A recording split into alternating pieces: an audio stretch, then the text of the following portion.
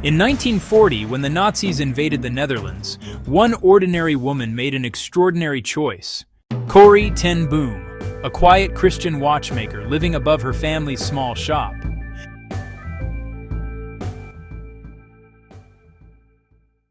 As Jewish neighbors disappeared, the ten Boom family knew silence was complicity, so they acted.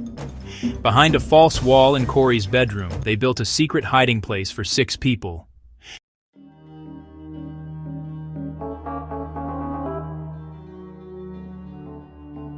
Over the next few years, more than 800 Jews and resistance members passed through their home to safety.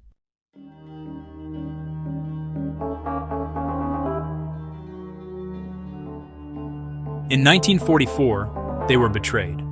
The Nazis raided the shop. Corrie, her sister Betsy, and their father were arrested. Her father died 10 days later.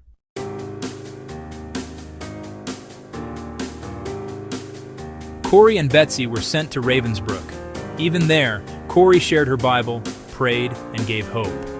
Betsy died, but Corrie was released due to a clerical error. For the rest of her life, she preached forgiveness, even for those who had tortured her sister. It all began with one family, one small shop, and one choice. When the world demanded silence, they chose courage.